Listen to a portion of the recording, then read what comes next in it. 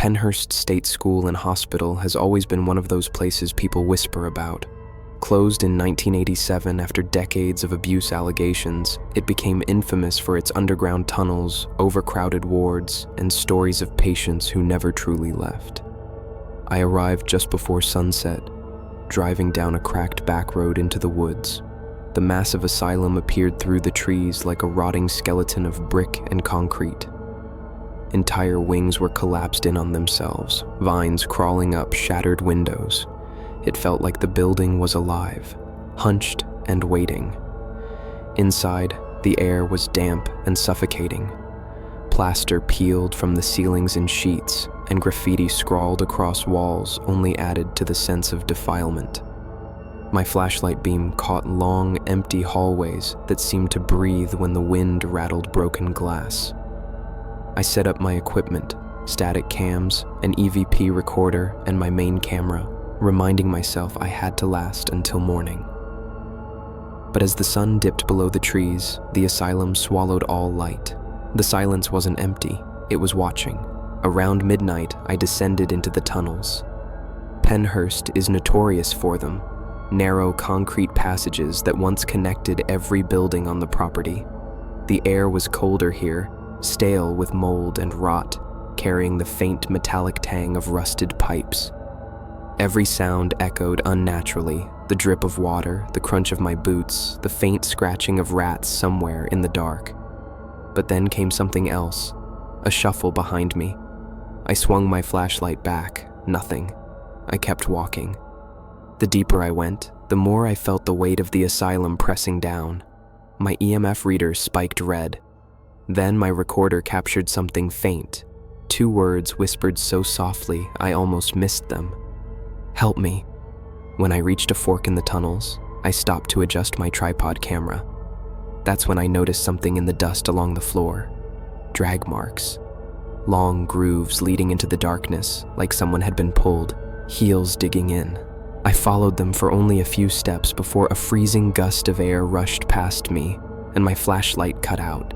For several seconds I was in absolute blackness, my own breath ragged in the stale air, until the light sputtered back to life. The drag marks were gone. By 3 a.m., I made my way to the quarantine ward, the most feared building on the campus. Locals call it the Screaming Ward because visitors claim to hear voices and cries echoing at night. The long hallway was lined with rusted bed frames, overturned wheelchairs, and shattered medical carts. My camera caught dust swirling in the air like it was alive. I entered one of the patient rooms and immediately felt something different. The temperature plummeted. The walls were covered in deep scratches, not from tools. These were frantic, uneven, human nails clawing through paint and plaster. When I turned back toward the door, I saw him, just for a moment. A man in a hospital gown, standing in the hallway, his head bowed, his arms dangling unnaturally long at his sides. My light hit him, he vanished. The crying started then, faint at first, like a child far away. It grew louder, multiplied, a chorus of agony filling the halls. My camera screen glitched with static, but even through the distortion, I caught a final frame burned into the memory card. Dozens of pale faces pressed against the glass of the ward doors, staring at me. I fled. I don't remember leaving the building, but by dawn, I was in my car at the edge of the property, hands shaking. On my recorder, I found a single clear voice amid the static, a man whispering, "You shouldn't have stayed." When people talk about the Paris catacombs, they usually mean the tourist route, the neatly marked corridors where guides lead groups past curated stacks of skulls. But beneath the city lies far more, over 200 miles of passages that stretch in every direction, some sealed, some flooded, many never mapped. It's called the Empire of the Dead for a reason. I entered just after midnight. The service entrance I found was barely wider than my shoulders, hidden behind a rusted grate near an abandoned rail spur. I crouched low, and the moment I slid through, the city above disappeared.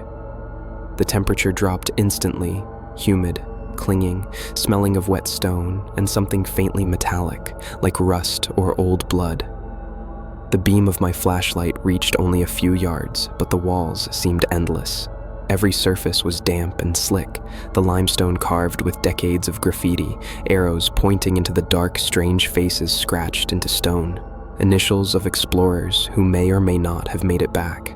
The ground was uneven, strewn with rubble and patches of fine white dust that clung to my boots. I could still hear the city faintly above, the muffled growl of distant traffic, a siren, the rumble of a metro train. But step by step, those sounds died away until there was nothing left. Just my own breathing, just the tap of my boots echoing too long, just the unsettling silence of the world's largest grave. Some tunnels were so narrow I had to turn sideways and squeeze through, my pack scraping against the walls. Others opened suddenly into yawning blackness that swallowed my light whole. The further I went, the more the air changed, heavier, wetter, colder, as though it had been trapped for centuries and resented being disturbed. That was when the first unease hit me, not from what I saw, but from what I felt, the distinct sensation that I was no longer descending into stone, but into something that was watching me. After nearly an hour of weaving through passages, ducking under low ceilings, and squeezing through gaps, I stepped into my first ossuary chamber. It hit me like a wave. The walls were built of bones, not scattered, built. Femurs and tibias stacked like bricks, skulls pressed into patterns, jawlines locked together in grotesque mosaics. Row after row, wall after wall. 6 million lives reduced to architecture. I froze, overwhelmed by the sheer volume of death pressing in from every side. The skulls seemed to grin in the beam of my light, their eye sockets black voids. As I moved, the light caught them at strange angles, creating the illusion of movement, as though their heads were turning ever so slightly to follow me. I set down my recorder, asked if anyone was here, and waited. At first, nothing. Then, in the silence, a faint breath of air against my ear. My EMF meter spiked. When I replayed the recording, there it was. A whisper, stretched and warped, not French, but clear enough to chill me. Don't go further. My chest tightened. I forced myself to move on, deeper into the chamber. My light swept across a section of wall where the bones were darker, fresher looking somehow. And there, in the dust on the floor, were footprints. Bare, human footprints, leading away from the ossuary into another corridor. I hesitated. My instincts screamed to turn back, but the footprints pulled me deeper, away from the known, into the forbidden parts of the catacombs, the places even locals warn never to enter. The deeper I followed, the more wrong things became. My camera screen glitched with static. My flashlight flickered, and though I could hear nothing, I felt it, a faint vibration under my boots, like distant footsteps keeping pace with me in the dark. It was well past 3 a.m. when I found it, a chamber unlike anything I had seen before. The bones here weren't stacked. They were scattered across the floor, broken, piled into mounds like refuse. The air was colder, heavier, thick with a smell that was sharp and metallic. On the walls, black symbols had been burned into the stone, spirals, circles, markings that pulsed faintly when my light swept across them. They looked alive, as though breathing. I raised my camera, but the screen showed something the naked eye couldn't see. Tall, gaunt figures standing in the corners of the chamber, motionless, their faces blurred into white smears. When I lowered the camera, the chamber was empty. Raised it again. There they were, closer this time. My flashlight died for a moment, plunging me into absolute black. In that instant, the whispers started. Not one, but dozens, a chorus of voices bleeding from the stone, too many to understand. The sound rose until it became a roar inside my head. I staggered back, but every tunnel out of the chamber seemed to loop back in, trapping me. Then I saw it. an archway at the far end of the room. From it spilled a faint, flickering light. I stumbled toward it, desperate. But what I saw froze me where I stood. A circle of figures, cloaked and hooded, surrounding a pit filled with bones. In their hands, candles that burned too brightly for this deep underground. They swayed in silence, their shadows stretching unnaturally long against the walls. One turned toward me. Its hood fell back. It wasn't a face.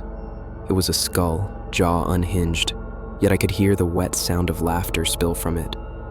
I don't remember running. I don't remember finding my way back to the entrance.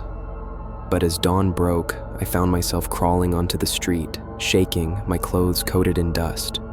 My camera was gone. Later, when I played back the audio recorder, the last sound wasn't mine. It was a single word whispered harshly in French. Rest. Stay. Hashima Island sits a few miles off the coast of Nagasaki, rising from the water like a concrete fortress. Once, it was home to thousands of coal miners and their families. Apartment blocks towered over narrow alleys. Schools and hospitals operated in the middle of the sea. But when the mines closed in the 1970s, the island was abandoned overnight. Since then, the sea has reclaimed it, collapsing roofs, broken windows, salt-stained walls. I made the crossing just before midnight. The boat rocked under me, the waves slapping against rusted metal. When the silhouette of Hashima appeared, it didn't look like a city. It looked like a battleship wrecked in the ocean. Climbing onto the crumbling dock, the silence hit me. No birds, no insects, no sign of life. Just the hollow wind blowing through empty towers. The apartment blocks loomed above, black windows staring like empty sockets. I switched on my flashlight and stepped inside. The floors were littered with rubble, water dripping from broken pipes. Every corridor stretched into shadow. As I walked deeper into the ruins, the sound of the waves faded away until it was just me, and the whisper of the wind curling through the hollow buildings, sounding almost like voices. I wandered into what had once been the heart of the island, a school and a cluster of residential blocks. Collapsed roofs exposed classrooms to the night sky. Old desks and rusting chairs lay scattered across the floor. In one hallway, children's drawings were still faintly visible on the walls, smeared by time and salt air. The apartments were worse. Whole stairwells crumbled under my feet. Doors creaked on rusted hinges. In some rooms, tatami mats still clung to the floors, blackened with mold. In others, broken televisions and shattered furniture sat frozen where families had left them decades ago. I set my recorder on a windowsill overlooking the sea. At first, it captured only wind. Then, faintly, the sound of footsteps, running down the hallway behind me. I spun, but the corridor was empty. The beam of my flashlight swept across peeling walls, cracked concrete, and nothing else. But as I listened, the footsteps started again, this time on the floor above me, then below, then everywhere at once. After a few hours, I had reached the tallest apartment block. The stairwell spiraled upward, littered with rubble. Each step echoed like a drum. Halfway up, I found a child's shoe lying in the dust, untouched for decades. When I reached the roof, the island stretched beneath me. The sea pressed in on all sides, black and endless, the ruins jutting from it like gravestones. The wind howled through broken windows, carrying with it the faint sound of voices, shouts, cries, the echoes of thousands of lives that had once filled this place. My camera flickered, screen distorting. Through the static, I saw shapes moving in the alleys below, dozens of them slipping between buildings. When I lowered the camera, the streets were empty. Raised it again, closer now. Figures in ragged clothes, faces blurred, staring up at me from the shadows. The wind roared, almost a scream. My flashlight died, leaving me with only the sound of rushing footsteps climbing the stairwell behind me. I ran. I don't remember how I made it back to the boat, but as the sun rose, I looked back at the island one last time. From a distance, it looked dead, silent. But in the glow of dawn, I swore I saw someone standing on the roof where I had been, watching me leave.